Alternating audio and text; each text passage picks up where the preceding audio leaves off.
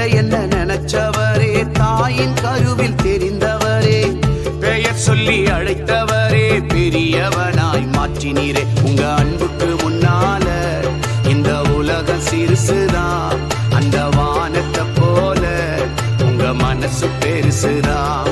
உங்க அன்புக்கு முன்னால இந்த உலகம் சிறுசுதான், அந்த வானத்தை போல உங்க மனசு பெருசுதான். தூய ஆவியின் திரியேக ஆசீர்வாதம் நம் அனைவரையும் ஆசீர்வதித்து காப்பதாக. ஆமேன். காலை நேர சிந்தனைக்காக யோசுவா 5ஆம் அதிகாரம் 12வது வசனம்.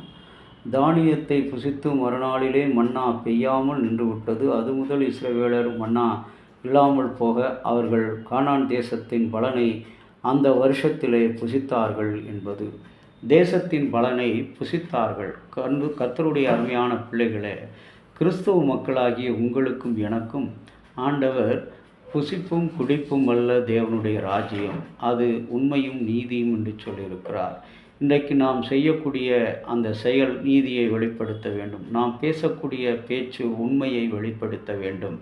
ஆண்டவராகிய இயேசு இஸ்ரவேல் மக்களோடு நடந்து வந்த போதெல்லாம் அவர்கள் ஆற்றை கடக்கும்போது, கடலை கடக்கும்போது, கோட்டையை மதிலை தாண்டும்போது ஆண்டவர் அவர்களோடு கூட இருந்தார். ஆனாலும் அவர்கள் பல நேரங்களில் கர்த்தருக்கு செவி கொடுக்காமல் போனார்கள். இதனால் வந்த விளைவு கடவுளுடைய சாபத்துக்குள்ளாகி முற்பிதாக்களுக்கு கட்டளையிட்ட அந்த தேசத்துக்குள் அவர்கள் செல்ல முடியாமல் இருந்தது. ஆனாலும் கூட கர்த்தர் அவர்களோடு கூட தங்கியிருந்து பாலைவனங்களிலும் புல்லான தேசங்களிலும் பள்ளத்தாக்குகளிலும் அவர்களுக்கு மன்னாவை கொடுத்து வந்தார். அந்த மன்னா சற்று நாட்கள் தீரும் மட்டும் நின்று போகவே அவர்கள் தேசத்தின் பலனை கனியை அவர்கள் புசித்தார்கள் என்று சொல்லி பார்க்கிறோம். ஜூலை 20ஆம் தேதி 1969ஆம் ஆண்டு ஞாயிற்றுக்கிழமை அப்பல்லோ 2 விண்வெளி விண்கலம் அது சந்திரனில் இறங்கியது. ஆம்ஸ்ட்ராங். இது மனிதனுக்கு ஒரு பெரிய ஒரு சாதனையாக காணப்பட்டது. இதை ஆனால் மனிதன் குலத்துக்கே இது மாபெரும் சாதனை. That's man, one small step for a man, once a great help for the mankind என்று கூறியது யாவரும் நன்கு அறிந்த உண்மையே. அங்கு நடந்த முதல் சாப்பாட்டை பற்றி அநேகருக்கு தெரியாது.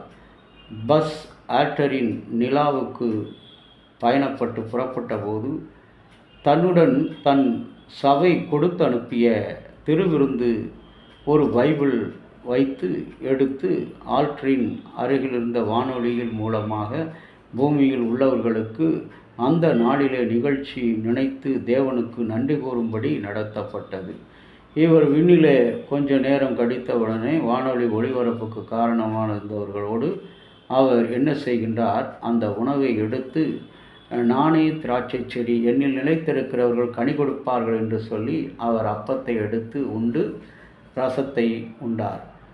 அன்புக்குரிய இறை மக்களே, நாம் ஆராதிக்கிற தேவனும் சரி, நம்முடைய ஆராதனையும் சரி, வானத்துக்கும் பூமிக்கும் ஒன்று போலவே இருக்கிறது.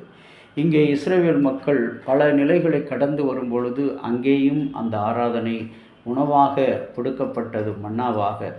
அந்த மன்னா தீர்ந்து போகவுமே அந்த தேசத்திலே அவர்கள் பிரவேசித்த போது தேசத்தின் பலனை புசித்தார்கள் என்று சொல்லி பார்க்கிறோம்.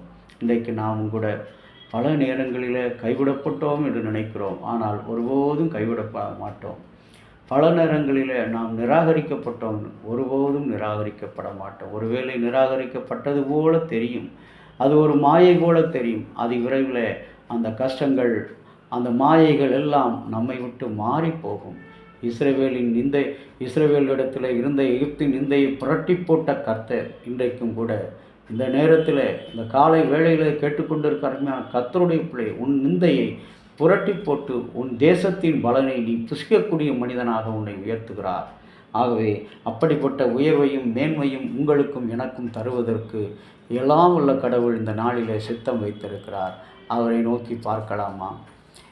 வானத்துக்கும் பூமிக்கும் சகல அதிகாரம் படைத்த எங்கள் ஆண்டவராகிய இயேசுவே, விண்வெளியில் நடந்த அந்த திருவிருந்து ஆராதனை போல இஸ்ரவேல் மக்களுடைய வாழ்க்கையிலும் பாலைவனத்தில் நீ கொடுத்த அந்த திருவிருந்து மன்னாவை கொடுத்து ஆண்டவரை அவரோடு இருந்து அவர்களாகவே நடக்க வேண்டும் சொல்லி கொடுத்த தேசத்தில் உள்ள கனியை புசிக்க அவர்களுக்கு ஆற்றல் பலத்தை கொடுத்து அதற்காக நன்றி செலுத்துகிறோம். இந்த நாளில் அதை விசுவாசிக்கிற மக்களாகிய நாங்களும் இந்த உலக வாழ்க்கையில் எங்களுடைய நிந்தையை புரட்டி போட்டு எங்களுக்கு மன்னாவினால் மாத்திரமல்ல மகிமையுள்ள இந்த தேசத்தில், ஆசீர்வாதமுள்ள இந்த தேசத்தில், ஐஸ்வர்யமுள்ள இந்த தேசத்தின் கனிகளை புசிக்க எங்களுக்கு ஒவ்வொருவருக்கும் பலத்தையும் உற்சாகத்தையும் ஆரோக்கியத்தை தாரும்.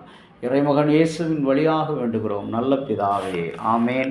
தந்தையாகிய கடவுளின் அன்பும் மைந்தராகிய இயேசுனுடைய அருளும் பரிசுத்த ஆவியினுடைய நல்ல உறவும் பாதுகாப்பும் உங்கள் அனைவரோடு கூட இருப்பதாக. ஆமேன்.